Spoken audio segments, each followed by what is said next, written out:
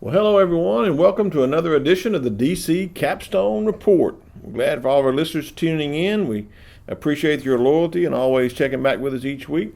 Well, it's game week. Can't wait. We play a game at the end of the week on Saturday there in Atlanta at the Mercedes-Benz Stadium, the Chick-fil-A Kickoff Classic versus the Duke Blue Devils. So we're always looking forward to this. We've had a long off season to get over that loss against Clemson, and we finally get to put the pads on and play a game. It looks like it's going to be a good one. Well, today on the podcast, in the first segment, we're gonna take a look and review the depth chart that was released yesterday, and we'll talk about maybe some surprises we saw on that depth chart. In the second segment, we're going to preview the game against Duke, looking at what to watch for from Duke and what to watch for from Alabama. And finally, in our third segment, we've been spotlighting each position, and we're going to do our final positions this week, and we're going to spotlight the quarterback, the running backs, and the specialists. The DC Capstone Report is featured each Tuesday morning on Tide 102.9, The Morning Blitz with Martin Houston. You can listen live at Tide1029.com. Well, it's great to be back on another edition of the DC Capstone Report. Again, Lance and I appreciate you listening in. And on this first segment today, we're going to take a look at our depth chart and kind of review what went on yesterday when that depth chart released. Some of maybe the surprises that might have jumped off at that. But right here at the top of the show, let me just go ahead and tell you that this coming Saturday in Atlanta, my plans are to be present at the game live and on our Facebook page, at DC Capstone Report Facebook page. We're going to go live there with some pre-game comments of what's going on there. So be sure and check out our live feed this coming Saturday from Atlanta. Live from Atlanta, we'll have some reports pre-game there for all of our listeners. So we're getting back to the depth chart this week. Yesterday at the press was given the depth chart and handed out. And all the time we always look for this to see what's going on with the players and see. Now, this is usually the players that the coaches feel like that the week one game against Duke are the ones that have the opportunity to play and contribute to make a difference in the game. And we know we saw a few surprises on here. And I want to start with the offensive side of the ball. And I don't know that it was much of a surprise, but all during the season during the offseason we talked about the offensive line, and there being some positions there that the players were competing at. And so it looks like that's the case. The starting left tackle, of course, is Alex Leatherwood, and the starting right tackle is Jedrick Wills. Now, that's not been an issue. They've been penciled in as the starters from the beginning. Good tackles. Backing up Alex Leatherwood on the left side is Scott Lashley, and it looks like they've got penciled in as Matt Womack as the backup as the right tackle there to back up Jedrick Wills. And behind Matt Womack, they have Tommy Brown and Pierce Quick. Now, Pierce Quick had been in a walking boot, but apparently they're trying to get him ready to be a contributor at that place. So when we say Tommy Brown and Pierce Quick, that means on this depth chart it was released with a slash, and Coach Saban explained that a slash means that they haven't decided on either player, but both players are going to be ready to play, and both players can contribute, but one of them will be the first one off. Tommy Brown in the right tackle position is the third team right tackle, and Pierce Quick is listed after the slash. So the experiments come on the interior between the left guard, center, and right guard. And I think they've been experimenting with some players there. On the depth chart, they have penciled in Emil Ikior and Evan Neal with a slash at left guard, starting left guard. So look for either one of them to be able to start and contribute, and the other one to come in and play at the left guard. Backing up at left guard, they got Deontay Brown. Now remember, Deontay Brown is suspended for the first 4 games of the season, but him being on the depth chart means that he's probably completed all the things that Coach Saban has allowed for him to complete in order to get back in the good graces and be on in the team and contribute. But they have him penciled in as the second team left guard. At center, they also have a slash there, and at starting center is Chris Owens or Landon Dickerson. Remember, Landon Dickerson is the transfer in from Florida State, and he is at several places on this depth chart, can make a contribution. So I think the chances are that he can play both of all positions on the line are going to be a good selling point for him to get in the game and play. But right now, I think Landon Dickerson has been leading the job at center. But if you look on over to the right guard position, you have Landon Dickerson and slash Matt Womack. So I think that deals with Matt Womack's injury. He's coming off of a little nick-up injury. So I think the slash there is probably would like to play Landon Dickerson at center and Matt Womack at right guard, depending on Matt Womack's injury. That's probably going to be the starting lineup at the offensive line that you see. But you got Darren Dalacourt coming in there as a freshman, backing up there behind Chris Owens and Landon Dickerson to center. And then at right guard, you got Landon Dickerson slash Matt Womack, and then Kendall Randolph as the third string backup there. So it looks like the interior linemen are set. They've been working. They're going to put the best 5 on the field to get all 5 of them healthy. My best guess is you'll see Alex Leatherwood and Jedrick Wills at the tackles. You'll see Landon Dickerson at the center position, and you'll see Evan Neal and Matt Womack at the guard positions. But look for Emil Ikior to play as well. So good kind of information there on the offensive line. Also on the, it looks like they've settled on 8 wide receivers that'll contribute. You got Jerry Jeudy and Jalen Waddle slashed in there, the starters. That means that in the 4 wide set, you'll see both of them play, and it means also Jerry Jeudy is very versatile. He can play almost all the other positions, and Jalen Waddle can play that H position. At the X, you got Devontae Smith, the schedule of the starter, and at the Z, you got Henry Ruggs III. Backing up Henry Ruggs III, you got John Michie, who we've talked about as being a freshman that did well in spring, coming on and contributing. Backing up the X receiver, backing up Devontae Smith, you got Tyrell Shavers, the tall possession receiver, and you got Xavier Williams as well. And then backing up the H receiver, where Jerry Jeudy and Jalen Waddle are starters, you got Slade Bolden. So there's 8 receivers that can contribute. And I've often said all in the podcast that on offense, I think the receiving corps is a great depth, and they all can contribute. In the of course, it comes no surprise that Tua Tagovailoa is a starting quarterback. Mac Jones is apparently one to back up, and they got Talia is the third string. So you look for those quarterbacks to have opportunities to play in the game. So at running back, Najee Harris is penciled in as the starter, and then Brian Robinson Jr. Coming in behind him. You know, with Trey Sanders going down and being hurt, he's not on the depth chart list. That gave Jerome Ford an opportunity to move up. He's been back at practice. He's recovering from his injury, so I see him in at the third. And then in Keelan Robinson, the freshman, kind of scat back, and then Shadarius Townsend, the move over from wide receiver to give more depth at running back, are slashed in there as the 4th and 5th running back. So looked on the offense. The only thing we haven't discussed is the tight ends. Looks like Miller Forstall is starting. Got Major Tennyson, as we've talked about, as a backup, and then Giles Amos and Cameron Latou penciled in as the 3rd and 4th tight ends. I think look for all 4 of them to get into a game and play. On special teams, Will Reichert has won the kicking job over Joseph Bulova, so he's penciled in as a starter. You got Tua as a holder, and then Mac Jones as a holder as well. And the punter is, I think it's undecided right now. You got Skylar DeLong and Will Reichert, the freshman, trying to battle that out. So I guess it'll be a game time decision or which one. Coach Saban was really high on Reichert, said he's done a good job punting and kicking, but it's good to see that we've got a freshman that's coming in and taking over the reins of the kicking duties. And then on the punt returners, you got Jalen Waddle as the first one, and then Trayvon Diggs as the backup punt returner. And the kickoff returner, it looks like Henry Ruggs and Trayvon Diggs are penciled in as the starters. Then you got Jalen Waddle as listed as one, then Brian Robinson and Najee Harris. So a good amount of specialists there to run the ball back on kickoffs.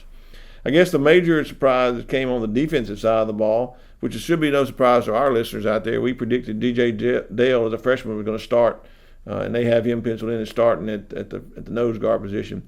LeBron Ray and Raekwon Davis on the other starters.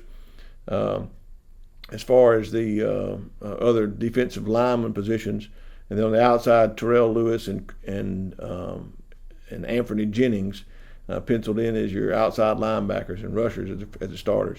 Dylan Moses, of course, no surprise, starting in the Mike linebacker spot. And then the Will linebacker, a surprise. Christian Harris, a freshman. There's no slash by his name. It's his starting job since the injury to McMillan, Joshua McMillan, the injury to him. Christian Harris is your starter. He comes in as a freshman, folks. He's a summer enrollee, not a January enrollee. He comes in as a summer enrollee and is skyrocketed up here to starting as a freshman. And it looks like he has great anticipation, great instinctive ability, and great athleticism. It's what's winning that job. Behind him, you got Jalen Moody and Ali Cahoe. Behind Dylan Moses, Shane Lee, and Markel Benton. Look for all of them to give some support there. And I guess a name I want to end on here as far as in the linebacking core, penciled in behind as the second team behind Anthony Jennings is Ben Davis. Ben Davis has been in the program for quite some time.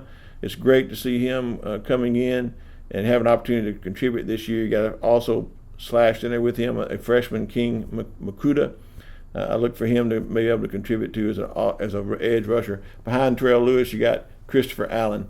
Backups on the line, you got Stephon Wynn and Tavita Musika at the nose guard behind DJ Dale. You got Justin Ebogi and Byron Young penciled in behind LeBron Ray, and you got Fendarian Mathis in behind Raekwon Davis. Look for that good rotation of them. I guess what's surprising to me here is the absence of Christian Barremore's name, the absence of Dres Parks' name. Those two people I thought would contribute this year, and they still may get into a game. And then the one thing that's really surprising is Antonio Alfano, the five-star defensive lineman who thought would come in and contribute early, is not on this list as well. In the cornerbacks and safeties, you got Trayvon Diggs at one corner, Patrick Surtain, Josh Jobe the other corner. Behind them, you got Jalen Armour Davis and Scooby Carter behind Trayvon Diggs, and behind Surtain and Jobe, you got Marcus Banks. You got Xavier McKinney at one safety. You got Shyam Carter, Jared Maiden at another safety. But they'll all be moved around. You'll see them at different positions depending on the package, whether it's the basic package, the nickel package, or the dime package. Look for a lot of these players to play and make a difference. So that's your depth chart. Glad it's been released. Now we know who they're going to be focused on to watch for in the game. But all these players have an opportunity to contribute and play in the Duke game on Saturday.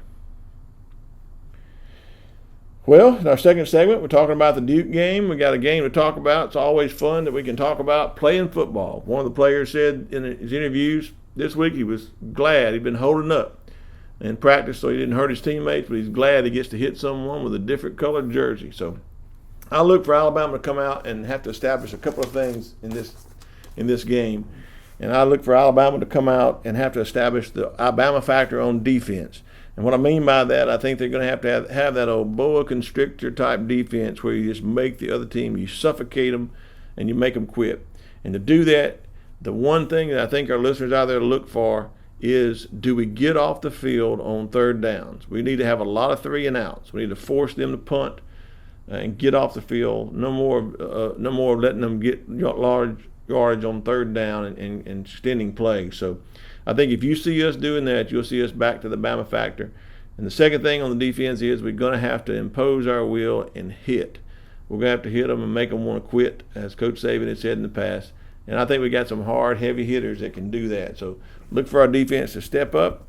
I think a player on defense to watch for in this is Terrell Lewis. I think Terrell Lewis is prized for a great season. I look for him to be the player of the game on defense. On the offensive side of the ball, I think we're going to have to run the ball to set up the pass. We got some great receivers. We got some great linemen. If everything gels, I look for us to go in and run the ball and have Duke step up to try to stop the run, and then we just have a field day throwing the ball over the top and making big plays with our big play wide receivers. So I look for all of them to have a big game. If we can do that and establish that as a game plan to run the ball instead of the pass, I think we're going to have a good number of yards passing and a good number of yards rushing. I look for Jerry Jeudy to be the player on offense, the player of the game. So overall, I think if we limit our turnovers, in the first game that we've watched so far this year, the Miami-Florida game, there was a lot of turnovers, there's a lot of mental mistakes, and a lot of penalties. I think if Alabama goes out on this game and they're able to harness their energy and their passion in a way to play effective football and execute, which I think is the word for this game, is to execute the game plan. and do it in a way where you limit the turnovers, you limit the mental mistakes and errors, and you limit penalties, then we're going to go out here and have a huge game against Duke. Well, what can Duke do in this game? I don't see Duke winning this game. I see Alabama wins this game big, but Duke could make it a game if Alabama comes out flat, if we come out and don't execute, if Alabama comes out and has turnovers in the game and has mental errors and mistakes and penalties, then it could keep Duke in the game. And what I look for David Cutcliffe to do, I think he's one of the great offensive minds, one of the great quarterback coaches. I believe in the offseason he's looked at Alabama, he's seen what's happened, he's kept an ear over here, and he looks at this depth chart and he sees we're starting a freshman who was in high school this time last year as a linebacker in Christian Harris. So I look for them to try to confuse the freshman, call a lot of movement in the run plays, a lot of misdirection, and in the pass plays try to isolate him on receivers crossing routes that gets lost in, and have receivers running wide open for their quarterback to hit. I think that's what they're going to try to do to us, take advantage of him. What I'd like to tell the listeners out there, you watch for this. One thing I've learned about Christian Harris from his background is that when in high school he did play safety, so he has some ball hawking skills, and he has some skills to cover. So I think if he can play within himself and do what's expected of him, and you realize he's young. Coach Saban even said he's going to make some mistakes, but if those mistakes don't hurt us, I don't think Duke can get to us with that philosophy. So overall, I think it's going to be a great game for Alabama. I think we got to go out and execute. I think we got to get off the field on third down and put the points on the board when we have the ball in the red zone. So if we do that, I think it's going to be a big game. Alabama's going to win this game. My prediction is Alabama 52, Duke 13. Well, finally today, I want to highlight our final. We've been highlighting players, positions, and left to highlight is our quarterbacks, our running backs, and our specialists. And so we've already gone over the depth chart. We know who those are going to be now. It's no secret Tua is going to be starting quarterback. It's his team. Mac Jones is going to back him up.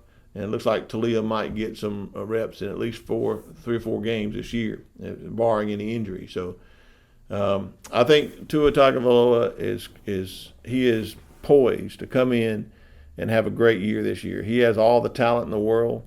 No one's ever questioned that. I think if he can stay healthy and he can execute the game plan and take what the defense gives him, as Coach Saban says, I think it's going to be a stellar star-filled year for Tua. And I look for him to do just that. The one thing I'm impressed about him as a quarterback is he's upped his leadership skills. I think that's something he had to work on.